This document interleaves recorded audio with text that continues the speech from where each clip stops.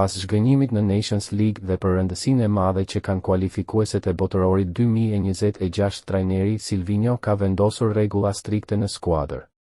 Me objektivin që të synohet pjesëmarrja e parë në Kupën e Botës, trajneri do të përdor dorën e hekurt në grumbullimet e kuqezinjve. Në transfertën në Londër për debutimin në edicionin e ri kundër Anglisë, çdo lëvizje e futbollistëve do të bëhet me lejen e stafit teknik.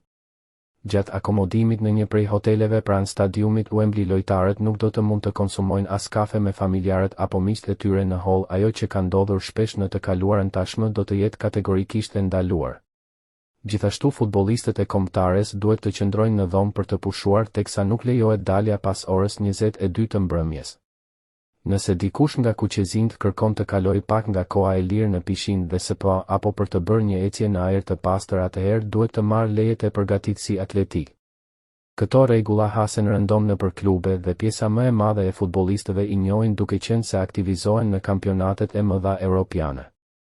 Megjithatë, rregulloria strikte në kombëtare tregon seriozitetin me të cilin po përgatitet ndeshja e 21 marsit me Anglinë, por edhe i gjithë edicioni kualifikues.